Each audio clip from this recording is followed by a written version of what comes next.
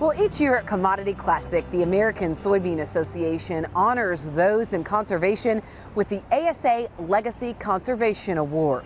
And this year, one finalist from South Dakota is proof that conservation is more than a buzzword on their farm.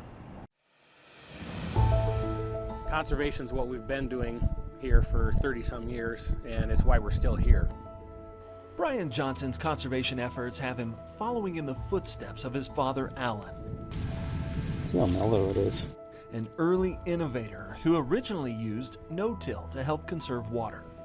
Dad started no-till back in '86, and we haven't looked back since then. Today, the Johnsons focus not just on water retention, but on resiliency and soil health. By having a healthy living soil that has pore space, you can essentially get through these tough times and build a system that has diversity not only above ground but below ground with the microorganisms. Jamie says they achieve this through a wide diversity of crops and rotations, including cover crops.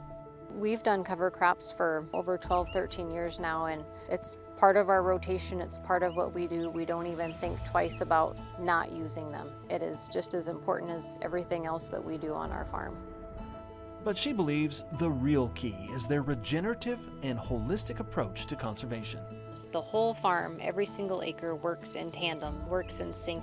Try to be intrinsic with everything that we do because the environment does all work together. That was the main reason they introduced cattle back into the business. Integrating the livestock back onto the land has really upped the game on the organic matter, reducing input costs. In fact, by using livestock manure combined with variable rate and split applications, they use less commercial fertilizer. If we can reduce our end-use ratio on our corn from 1 down to 0.6 is kind of my goal here. The less commercial fertilizer we use, the better for the environment. And Brian says through no-till and their diverse rotations, they've also been able to decrease herbicide use. By incorporating rye, for example, in our rotation after corn, we can change kind of how much herbicide we have to use in the spring on our soybean production as well. At the same time, the Johnsons are seeing positive yield responses on their operation. Our yields that we've seen have been steady or increasing for each year over the past, it's probably been 10 years now, and I attribute a lot of that to our soil health system. They've also established new shelter belts and grass waterways and continue to look for ways to lower their carbon footprint and be more sustainable for their customers and for the future.